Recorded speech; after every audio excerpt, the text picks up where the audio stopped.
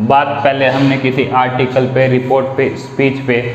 अब जो बात चल रही है वो लेटर के ऊपर है। देखो लेटर का जो केस है वो अलग अलग तरीके के लेटर होते हैं। बिजनेस लेटर होता है, ऑफिशियल लेटर होता है, लेटर टू द एडिटर होता है, एप्लीकेशन फॉर द जॉब होता है, कुछ इस तरह से लेटर होता है। आज जो बात कर रहे हैं वो बिजनेस लेटर के ऊपर बात कर रहे हैं। बिजनेस लेटर है, लेटर के एक क्वेश्चन बनता है। लेटर का एक क्वेश्चन 11th में 12th में दोनों क्लासेस में आता है, ठीक है। 11th में और 12th में आता है और वो भी चॉइस का क्वेश्चन आता है। उसमें से 2 दिए होते हैं, उसमें से आपको एक करना होता है, ठीक है। 12th में जो मार्किंग है वो 7 नंबर की है, 11th में वो 10 नंबर की है। मतलब 11th में अगर क्वेश्चन बनता है वो 10 नंबर का बनता है, 12th में जो बनता है 7 नंबर का क्वेश्चन बनता है, चॉइस का क्वेश्चन आता है। अब बिजनेस लेटर की शुरुआत कैसे करते हैं? देखो बिजनेस लेटर लिखा क्यों जाता है? आज के टाइम में अभी व्हाट्सअप वगैरह बहुत सी चीज़ें चल गई है जो आधुनिक हो गई हैं। पहले के टाइम में क्या होता था कि जो बिज़नेस जो डील हुआ करती थी उसके लिए जो लेटर लिखा जाता था एक दूसरे को, उसको बिज़नेस लेटर लिखते हैं। देखो पहले तो क्या है कि मदर फादर को लेटर लिखते थे, है ना, अपने अपने जो भी डियर वन होते थे उनको सबको लेटर लिखा करते थे। आज के टाइम में व्हाट्सअप है, फेसबुक है, हर चीज़ें अवेलेबल हो गई, अब तो लेटर लिखा ही नहीं जाता। तो पहले क्या होता था कि जैसे कोई भी बिजनेस डील हुई, उस बिजनेस डील के लिए क्या होता था, लेटर लिखते थे। सपोज कीजिए आप रतनगढ़ के संजीव पासबुक के बहुत बड़े सेलर हो, ठीक है, और आप संजीव पासबुक के जो मेन डीलर हैं उनसे कांटेक्ट रखते हो कि मेरे को इतनी बुक्स चाहिए संजीव पासबुक की इस क्लास की, जैसे 12th क्लास के संजीव पासबुक की मेरे को 20,000 बुक्स चाहिए या 21,000 बुक्स चाहिए, इस हिसाब से मेरे को चाहिए, इस तारीख तक चाहिए, मैं आपको कैश पेमेंट कर दूंगा या पहले पेमेंट कर दूंगा। इस कुछ हिसाब से आपकी जो बातें होती है बिजनेस डील में, उसको बिजनेस लेटर में लिखते हैं। शुरुआत करते हैं, शुरुआत कहाँ से होती है? सेंडर्स एड्रेस, मतलब जो भेज रहा है, जो पत्र लिख रहा है, वो अपना पहले एड्रेस लिखेगा। जैसे कि आप पत्र लिख रहे हो, है ना, तो आप अपना एड्रेस लिखोगे। जैसे मैसर्स गुप्ता एंड सन्स हो गया, है ना, कोई भी कुछ भी हो गया मैसर्स, क्योंकि ये जो M/S होता है इसका मैसर्स होता है, ठीक है। तो आपकी फर्म का नाम, एड्रेस, सब कुछ यहाँ पे पहले सबसे पहले लिखा जाएगा जो पत्र लिख रहा है। उसके बाद जिस दिन पत्र लिखा जा रहा है उसकी तारीख आएगी, डेट लिखी जाएगी। उसके बाद लेटर नंबर लिखा जाता है। देखो लेटर नंबर कंपलसरी नहीं है, इफ़ एनी लिख दूंगा मैं यहाँ पे, कंपलसरी नहीं है, लेटर नंबर का कंपलसरी होना नहीं है। जैसे कोई लेटर नंबर इसलिए लिखा जाता है कि अगर लेटर का नंबर मिल जाए तो कभी इन फ्यूचर अगर उस लेटर को वापस देखना पड़ जाए तो वो जल्दी से मिल जाए, ठीक है। तो इसलिए लेटर का नंबर लिखा जाता है। अगर दिया हो एग्ज़ाम में तो बिल्कुल लिखिए, लेटर का नंबर यहाँ पे आएगा, उस लेटर का नंबर होता है। फिर उसके बाद डेजिग्नेशन नेम एंड एड्रेस। अब उसके बाद जैसे आप यहाँ पे देखो, पहले सेंटर का एड्रेस हुआ, फिर उसके बाद 2 लाइन में 3 लाइन में जो एड्रेस लिखा जाता है वो एड्रेस लिख लीजिए। फिर उसके बाद नेक्स्ट लाइन में आपको क्या लिखना है, डेट लिखनी है। फिर उसके बाद में नेक्स्ट लाइन में क्या करना है आपको, लेटर का नंबर अगर हो तो। फिर उसके बाद में जिसको लेटर लिखा जा रहा है उसका नाम और एड्रेस पूरा, जिसको लिखा जा रहा है उसका नाम और उसका पूरा पता लिखा होना चाहिए, ठीक है। फिर उसके बाद आप सब्जेक्ट डालते हो। सब्जेक्ट जैसे आप कहते हो कि इंक्वायरी फॉर संजीव पासबुक का, ये 12th क्लास के लिए संजीव पासबुक है, उसके लिए इंक्वायरी कर रहे हैं कि स्टॉक अवेलेबल है या नहीं है, कुछ ऐसा स्टॉक आपका सब्जेक्ट हो जाएगा, ठीक है। फिर आप वर्ड यूज करते हो सैल्यूटेशन। सैल्यूटेशन देखो सब्जेक्ट से पहले भी कर सकते हो, सब्जेक्ट के बाद भी कर सकते हो, लेकिन क्या है प्रचलन में जो है वो ज़्यादा क्या है, सैल्यूटेशन सब्जेक्ट के बाद यूज किया जाता है। सैल्यूटेशन जैसे आप डियर फ्रेंड, है ना, डियर फ्रेंड या डियर कोई भी नाम आप यूज़ करते हो, तो ऐसे कुछ जो वर्ड यूज़ करते हो, या डियर फादर, डियर मदर, ये जो भी वर्ड यूज़ करते हो, या डियर, है ना, तो ये क्या है, सैल्यूटेशन है। सैल्यूटेशन आप पहले भी कर सकते हो सब्जेक्ट के बाद कर सकते हो, लेकिन जो ट्रेंडिंग में है वो ये कहते हैं कि सब्जेक्ट के बाद में लिखा जाना चाहिए। दूसरी बात ये है कि कुछ एक लेटर में आपने देखा होगा कि जो ये एड्रेस वगैरह डेट है वो राइट साइड में भी लिख देते हैं, बिल्कुल लिख सकते हैं, लेकिन जो अभी स्टैंडर्ड जो जिस हिसाब से चल रहा है CBSE बोर्ड हो चाहे RBSE बोर्ड हो, जो बहुत ज़्यादा उसको मान रही है वो लेफ्ट साइड का ज़्यादा मान के चल रही है, तो हमारी एक ये है कि हमें किस में लिखना है, लेफ्ट साइड में ही लिखना है, ठीक है। फिर उसके बाद आपको क्या करना है, स्टार्ट कम्युनिकेशन। अब आपकी कम्युनिकेशन होगी, जैसे मैंने कहा कि वो संजीव पासबुक वाली की बात है, तो संजीव पासबुक का हमें स्टॉक चाहिए, इसके लिए हम इंक्वायरी कर रहे हैं कि हम we want Sanjeev passbook 12th class edition 2020-2021 का एडिशन चाहिए, इतनी हमें कितना चाहिए, हमें 20,000 पासबुक चाहिए, 21,000 पासबुक चाहिए, हम आपको कैश पेमेंट कर देंगे या फिर पहले ऑलरेडी चेक जमा करवा देंगे, कुछ इस हिसाब से आप अपना जो भी है मैटर लिख सकते हो। मैटर लिख दिया आपने, कम्युनिकेशन हो गया। उसके बाद में आपको क्या करना है, उसके बाद में आपको लास्ट में जैसे आप एंडिंग है, एंड के साथ एक ये भी लिखिए, आपका कम्युनिकेशन हो गया 2 लाइन में 3 लाइन में जो भी कम्युनिकेशन हो, उसके बाद में पूरा पैराग्राफ खत्म। तो उसके बाद में आप ये भी कह सकते हो वी होप या I hope you reply me soon, है ना। तो कुछ हिसाब से आप एक एंडिंग जो फ्रेज होती है उसके साथ कर दीजिए। फिर उसके बाद में जो लास्ट में एक और बात की जाती है, जैसे आप लिखते हो योर्स फेथफुली योर सिंसियरली, है ना, तो इनके लिए क्या किया जाता है, योर फेथफुली या सिंसियरली आप लिख सकते हो। देखो फेथफुली और सिंसियरली में फ़र्क है थोड़ा सा, ज़्यादा फर्क नहीं है, थोड़ा सा फ़र्क ये है कि जैसे आप डियर सर, कोई अगर कोई मैडम या सर वगैरह या आप कोई रिस्पेक्टेड इंसान को दे रहे हो, लिख रहे हो, तब आप क्या यूज़ करोगे, फेथफुली। नॉर्मल कोई आपके साथ किसी के साथ नॉर्मली जो आपकी हम उम्र का हो या फ्रेंड हो या फिर एक आपका भाईचारा किसी हिसाब से हो या बिजनेस पर्सन टू पर्सन जैसे होता है, तो आप सिंसियरली यूज़ कीजिए। फेथफुली रेस्पेक्टेड जब इंसान को लिख रहे हो तब क्या यूज़ करोगे, फेथफुली। और आप आपकी हम उम्र या आपके ग्रुप के इंसान के साथ लिख रहे हो तब आप क्या करोगे, आपका नाम योर्स सिंसियरली। बहुत से बच्चे, बहुत ज़्यादा बच्चे योर्स को ऐसे लिख के आते हैं जो कि गलत है। योर्स ऐसे लिखा जाएगा विदाउट डैश के, विदाउट ऑब्लिक के, कुछ नहीं आएगा, सीधा का सीधा लिखा जाएगा।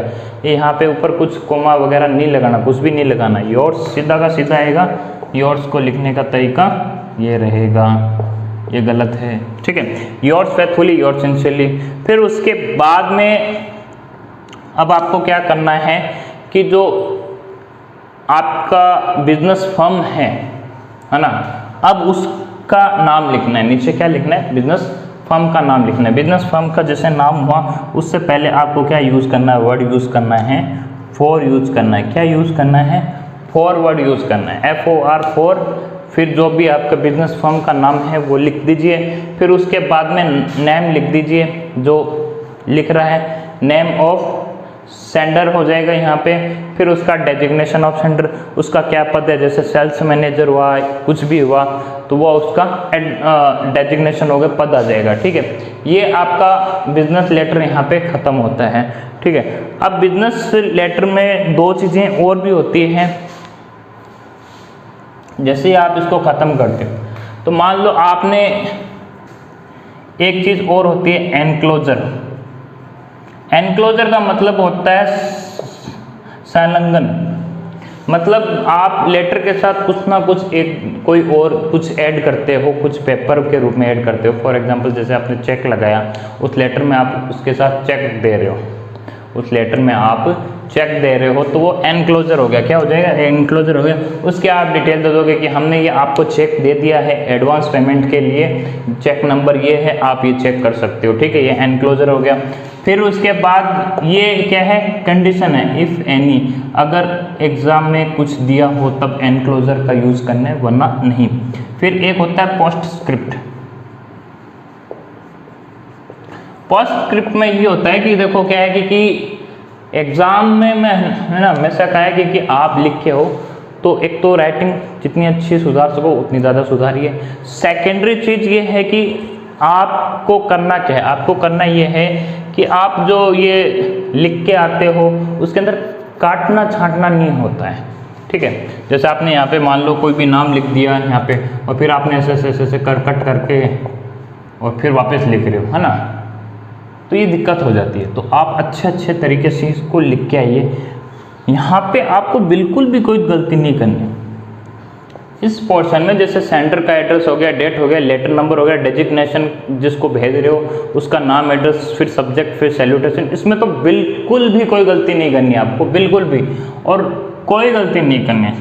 इन केस अगर आपसे कुछ चीज़ छूट जाती है बीच में, आप कम्युनिकेशन करते करते कुछ चीज़ छूट जाती है, उसको आपको लास्ट में क्या करना है, पोस्ट स्क्रिप्ट में आगे लगा के उस लाइन को आप ऐड ऑन कर सकते हो।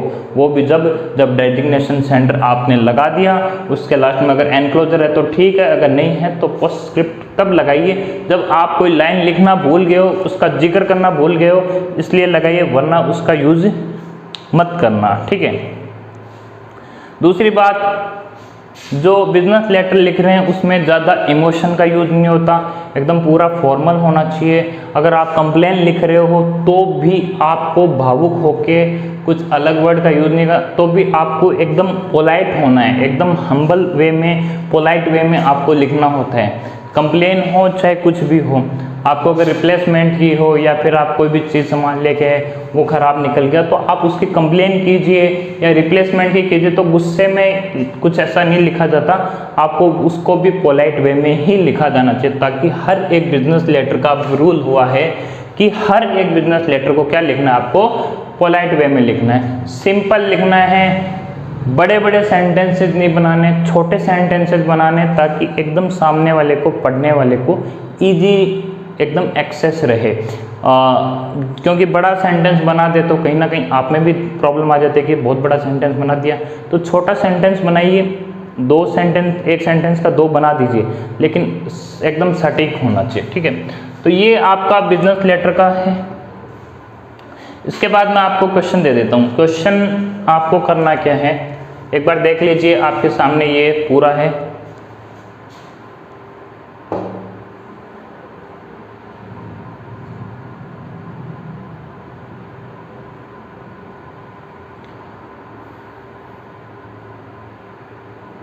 देख लीजिए, अब आपके सामने क्वेश्चन क्या रहेगा,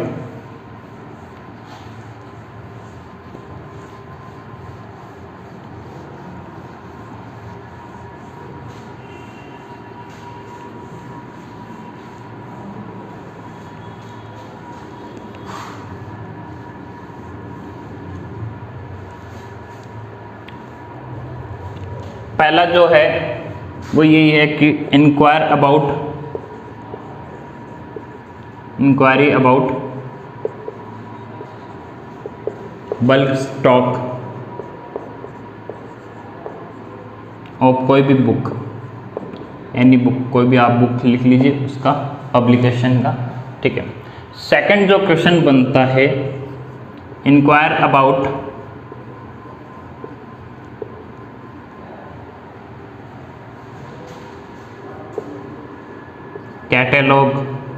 कैटेलॉग होता है कोई भी सामान होता है उसका पूरा चिट्ठा उसके अंदर कि वो सामान है, वो क्या, कौन मैन्युफैक्चरर है, उसका पूरी उसके अंदर सब कुछ डिटेल होती है उस सामान की, ठीक है, उसकी प्राइस वगैरह सब कुछ होता है। तो इंक्वायर अबाउट कैटेलॉग ऑफ कोई भी न्यू प्रोडक्ट का नाम आ जाएगा, जैसे फॉर एग्जांपल आपका वॉशिंग मशीन आ गया, टीवी हो गया, फ्रिज हो गया, एसी हो गया, ठीक है। थर्ड क्वेश्चन बनता है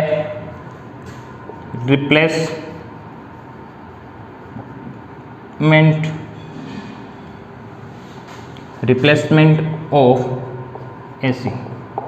आपने कहीं से एसी लिया, ठीक है, एयर कंडीशन लिया, और उसका क्या हुआ कि आप जैसे घर में यूज़ किया उसको उसमें कुछ क्या कहते हैं, कुछ टूट फूट आ गई है, तो उसको क्या आप, उन्होंने कहा कि रिप्लेसमेंट वारंटी है, अगर टूट फूट आती है तो उसके लिए रिप्लेसमेंट वारंटी है। तो आप उसके ऊपर क्या लिखोगे, रिप्लेसमेंट के ऊपर लिखोगे कि हमारा जो एसी है हम ये लेके हैं, उसके अंदर ये टूट फूट आई है, आपने पहले कहा था कि आपने अश्योर किया था हमें कि अगर कोई टूट फूट निकलती है और कोई भी प्रॉब्लम होती है तो हम आपके रिप्लेसमेंट वारंटी देते हैं, ठीक है। तो ये आपके पास 3 टॉपिक हैं बिजनेस लेटर के, ठीक है।